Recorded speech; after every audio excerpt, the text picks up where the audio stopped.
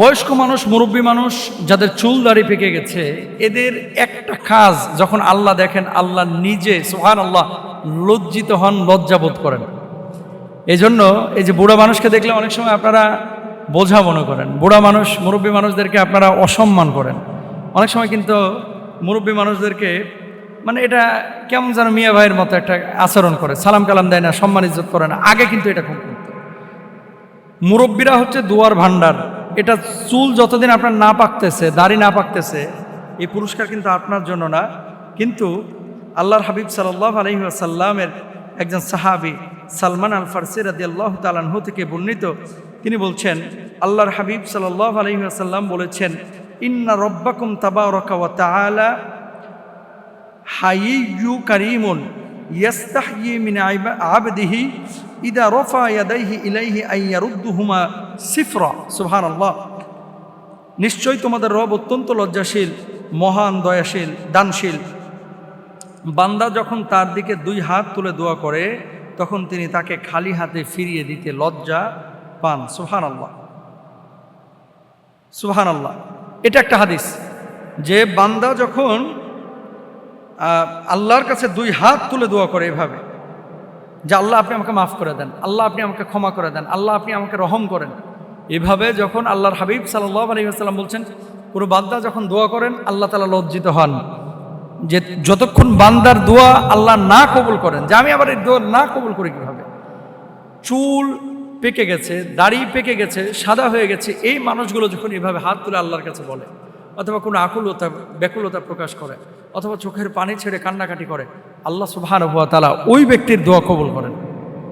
তাহলে দেখেন, বান্দা যখন আল্লাহর সাথে সম্পর্কটা ওইভাবে স্থাপন করে যে আল্লাহ আপনি আমার দোয়া কবুল করেন, আল্লাহ আপনি আমার জন্য, আল্লাহ আপনি ছাড়া আমার কোনো মাবুদ নাই, আমি ছাড়া আপনার লক্ষ কোটি বান্দা আছে, ও মাবুদ আমি দুর্বল, আমি নাদান, আমি নাখান্দা, আল্লাহ আমি উল্লেখযোগ্য কোনো বস্তু না, যতটুকু জ্ঞান আপনি দিয়েছেন ততটুকু আমি পেয়েছি, আল্লাহ আপনি ছাড়া আমার কোনো উপায় নেই, আমি চলতে পারি না, বাঁচতে পারি না, টিকতে পারি না।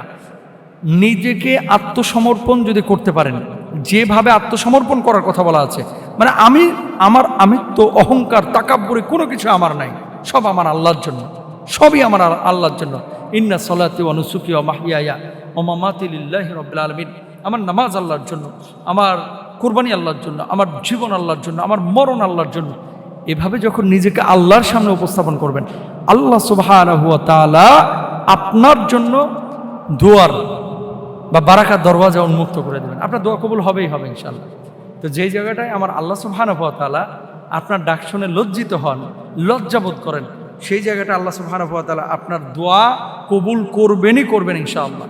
শুধু ডাকার মতো ডাকতে হবে। এখন আমরা দোয়া করি কি করেন জানেন? হুজুর হাত তুলছে, হ্যাঁ হাত তুলছে, ঘুমায় রয়েছে, এবার ঘুমায় রয়েছে। হুজুর দোয়া করতেছে, উনি মোবাইল টিপতেছে। আর কিছু লোক তো দোয়াই করে না, সবে বরাত আর সবে কদর ছাড়া। মানে পুরো বছরে আপনি একটু কল্পনা করেন তো, যে সব শেষ আল্লাহর কাছে মানে কান্নাকাটি করছেন কবে, সব শেষ কবে? আপনি বলবেন যে হুজুর মনেই নাই, যখন মাদ্রাসায় পড়তাম 16 বছর আগে একদিন করছিলাম, আর কান্দি নেই। প্রেমিকার জন্য চোখের পানি ফেলতে পারো, প্রেমিকার জন্য ফেলতে পারো, চাকরি বাকরির জন্য ফেলতে পারো, আর আল্লাহর জন্য ফেলতে পারো না, কিভাবে তুমি আগাইবা ভাই? এর জন্য প্লিজ এগুলো আমরা খেয়াল করি ইনশাআল্লাহ। দুইটা জিনিস নাকি হাদিসে নিষেধাজ্ঞা এসেছে আল্লাহর কাছে না চাইতে, তাহলে আল্লাহ 3টা পুরস্কার দেবে। এ ব্যাপারে আপনার কাছে জানতে চাই যে এমন কোনো হাদিস আছে কি না। চমৎকার বিষয়। দেখেন, দুইটা জিনিস কেউ যদি দোয়াতে না চায়, 3টা পুরস্কার আল্লাহ তাআলা তাকে দেবেন। সুবহানাল্লাহ। আপনি দোয়াতে 2টা জিনিস চাইবেন না, 3টা জিনিস আল্লাহ তাআলা আপনাকে বোনাস দিবেন, পুরস্কার দেবেন, এবং এটা আপনি পাবেন ইনশাআল্লাহ। কিন্তু শর্ত আছে। হাদিসটা কি?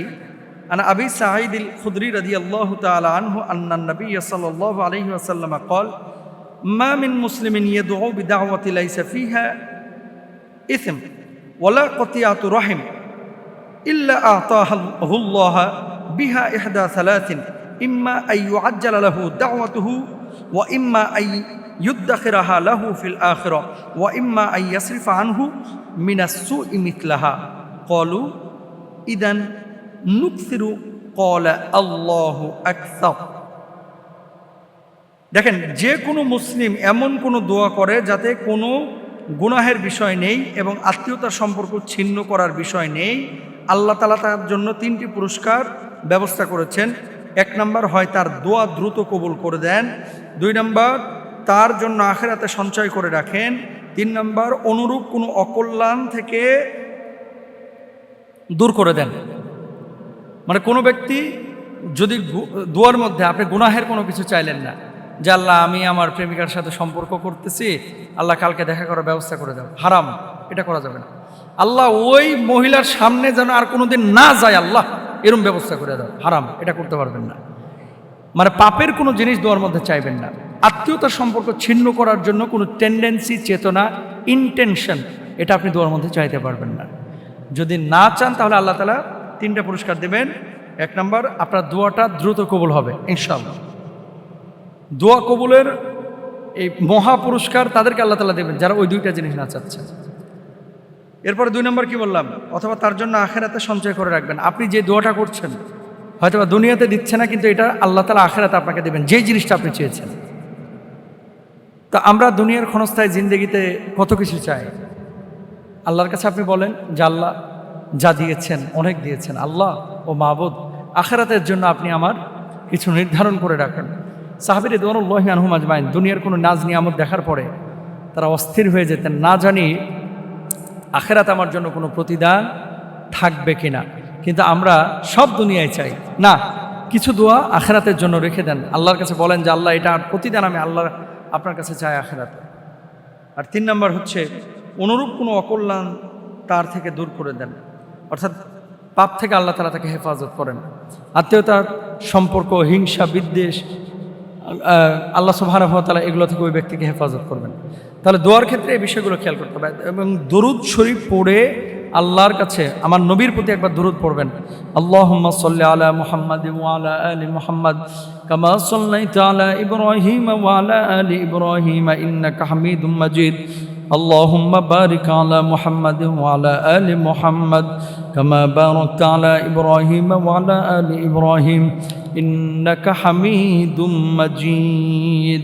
এইভাবে দরুদ শরীফটা পড়ে হৃদয়টাকে একবার আল্লাহর দিকে মাইল করে দেন, চোখ দুটাকে বন্ধ করেন। আল্লাহ এমন কিছু আপনি আমাকে দেন আল্লাহ, যেটা আমার জীবনের জন্য, আমার দুনিয়ার জন্য, আমার আখিরাতের জন্য কল্যাণকর হবে। আল্লাহর কাছে যদি এইভাবে ডাকেন, আল্লাহর কাছে যদি এইভাবে বলেন, ডাকার মতো ডাকলে আল্লাহ শুনবেন, বলার মতো বললে আল্লাহ অবশ্যই আপনার ডাকে সাড়া দেবেন। কিন্তু আমরা বলতে পারি না, আমরা ডাকতে পারি না, কিভাবে বললে আল্লাহ রাজি খুশি হন সেটাও আমরা বুঝি না। তো এই জিনিসগুলো খেয়াল করেন। 2টা জিনিস দোয়ার মধ্যে চাইবেন না, 3টা পুরস্কার আল্লাহ তাআলা আপনার জন্য ব্যবস্থা করবেন ইনশাআল্লাহ। আল্লাহ বুঝদান করুন।